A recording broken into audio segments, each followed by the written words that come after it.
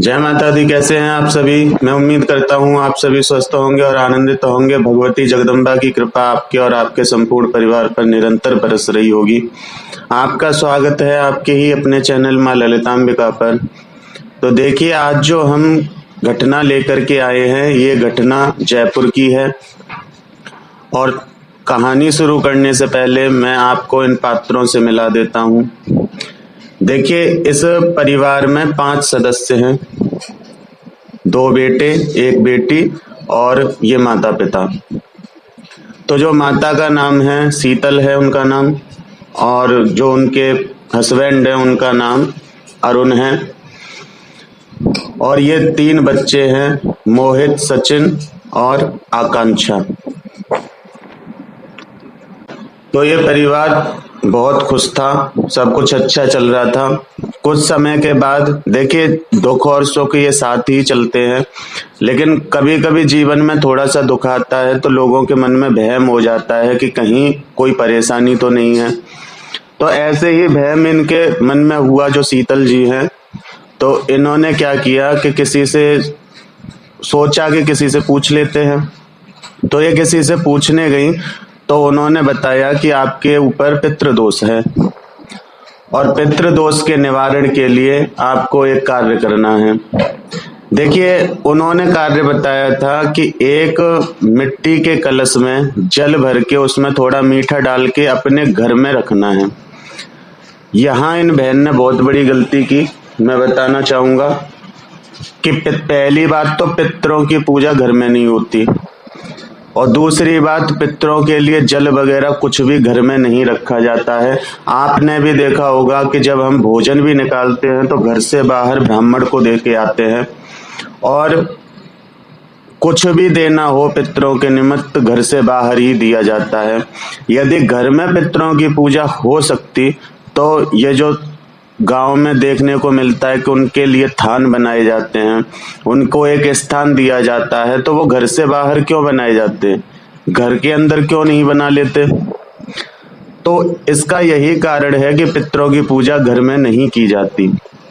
ये बात ये बहन नहीं समझ पाई, और जैसा उन्होंने बताया था इन्होंने वैसा ही करना शुरू कर दिया। इनके पति अरुण को इस बारे में कुछ नहीं पता था कि ये क्या कर रही हैं क्या नहीं। उन्होंने कई बार पूछा भी कि ये मिट्टी का कलश किस चीज के लिए भर के रखा है, तो ये बातों को टाल देती।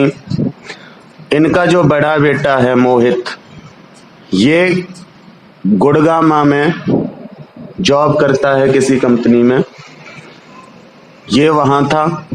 और ये 2 बच्चे हैं, सचिन और आकांक्षा। ये अभी पढ़ रहे हैं, एक 10th क्लास में है, एक 12th में है। ये अपने माता पिता के पास जयपुर में ही रहते हैं।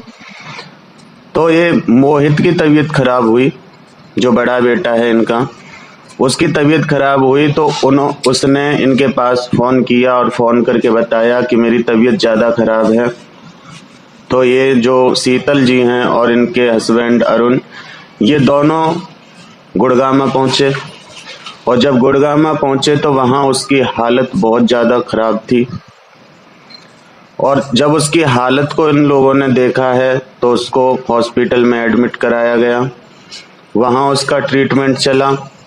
देखिए, कम से कम 15 दिन इसका इलाज वहां चला है, लेकिन कोई भी आराम नहीं था। जब कोई आराम नहीं हुआ तो इन्होंने सोचा कि हम अपने साथ इसको घर लेके चलते हैं। हम वहां किसी की परामर्श में या किसी की सलाह से कहीं अच्छे से उस पर दिखाएंगे। और देखिए, वहां दिखाना इनके लिए संभव भी नहीं हो पा रहा था, क्योंकि 2 बच्चे घर पे थे इनके, और दूसरी बात तो वहां ना किसी को जानते थे ना कुछ। तो इन्होंने यही निर्णय लिया कि इसको हम अपने साथ लेके चलते हैं घर। तो वो उसको, मोहित को जयपुर लेके आए। ये जो अरुण जी और शीतल जी हैं, अपने बड़े बेटे को जयपुर लेके आए। और जयपुर में जैसा कि आपको पता है कि अच्छे से अच्छे डॉक्टर अवेलेबल होते हैं, तो ये जयपुर में इन्होंने इसको हॉस्पिटल में एडमिट कर दिया। और दिन रात डॉक्टर अच्छे से अच्छे दवाइयां कर रहे हैं, इसकी जांचें चल रही हैं, टेस्ट हो रहे हैं, लेकिन टेस्टों में कुछ नहीं आ रहा। ये बड़े परेशान हो गए कि हो क्या रहा है, और लाखों रुपए इनके बर्बाद हो चुके। यहाँ घर पे दूसरा खेल चलने लग गया। घर पे क्या होने लगा कि जो ये कलश भर के रखती थी रात को, वो सुबह तक खाली हो जाता था। अब इनकी समझ में नहीं आया, इन्होंने समझा कि पितृ इस जल को पान कर रहे हैं, पितृ इस जल को पी रहे हैं, लेकिन जब पितृ हमारा जल स्वीकार कर रहे हैं, सब कुछ कर रहे हैं, तो फिर हमारे घर में ये परेशानी क्यों आ रही है। तब इन्होंने किसी और से ना पूछ करके इन्होंने अपनी माँ पे कॉल किया और उनको सारी चीज बताई, क्योंकि हस्बैंड को भी नहीं बता सकती थी। तो इन्होंने अपनी माँ को बताया कि माँ ऐसे ऐसे बात है, जब से मैंने ये कार्य किया है तब से हमारे घर में सब कुछ बर्बाद हो रहा है। तब उसकी माँ ने किसी अपनी जानकारी वाले एक ब्राह्मण थे, उनसे पूछा कि इस तरह से मेरी बेटी को ये उपाय बताया गया था, ये कहाँ तक सही है, कहाँ तक गलत है।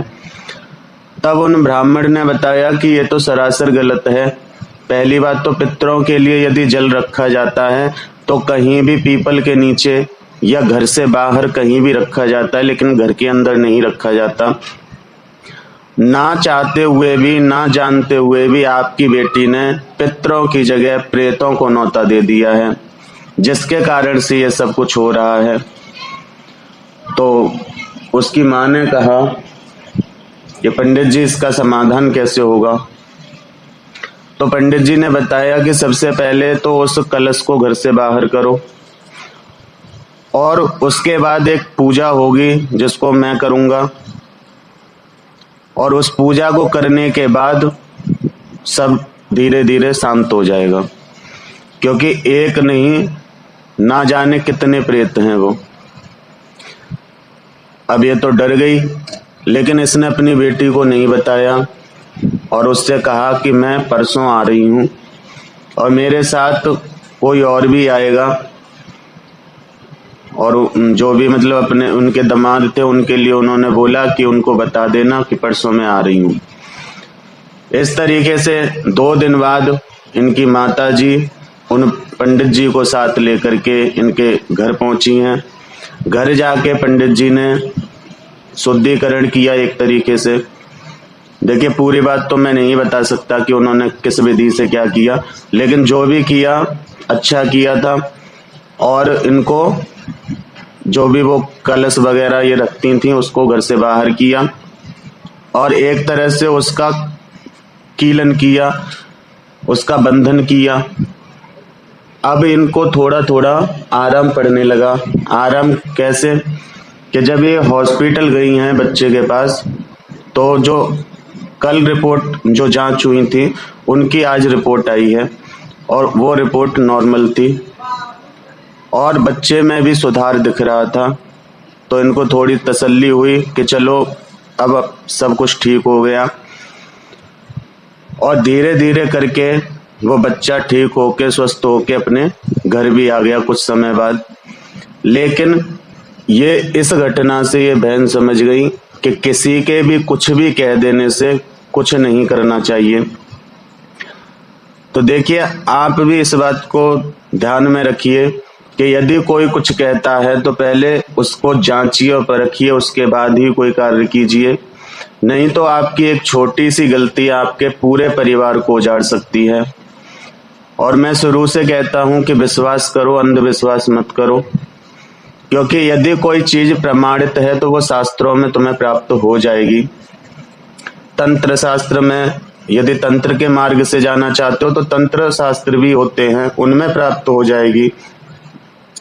लेकिन जो चीज ना तंत्र शास्त्र में है, ना मंत्र शास्त्र में है, ना किसी अन्य शास्त्र में है, और वो चीज यदि कोई आपको बताता है तो आप उसे ना करें, क्योंकि इसका भुगतान आपको तो भरना पड़ता है, साथ में आपके परिवार को भी भरना पड़ता है। तो मैं उम्मीद करता हूं कि आप लोगों में से किसी ने ऐसी गलती ना की हुई होगी। और देखिए, आपको बता दूं कि ये बहन और इनका परिवार अब सुरक्षित है, स्वस्थ हैं, लेकिन इन्होंने एक बात जान ली कि आज से मैं किसी की बातों में नहीं आऊंगी, केवल भगवान की भक्ति करूंगी। और देखिए, आज ये स्वस्थ हैं, इनका कार्य भी अच्छा चल रहा है, जो भी है। उस घटना से इन्होंने बहुत बड़ी सीख ली। तो फिर मिलते हैं एक अगली जानकारी के साथ। देखते रहिए माँ ललितांबिका चैनल को, आपका ही चैनल है, सपोर्ट करें। इस पर मैं नई नई जानकारियां लेके आता रहता हूँ, कुछ रोचक बातें लेके आता रहता हूँ, कुछ साधना से संबंधित बातें लेके आता हूँ, पूजा पाठ भक्ति से संबंधित, और सबसे बड़ी बात अंधविश्वास को हटाने के लिए मैं आता हूँ इस चैनल पर। और उससे भी बड़ी बात है कि आप लोगों से बात करने के लिए इस चैनल पे आता हूँ। तो आप सब्सक्राइब करें, कमेंट करें, लाइक करें और शेयर करें कि जो गलती इन बहन ने की वो गलती और कोई ना करे।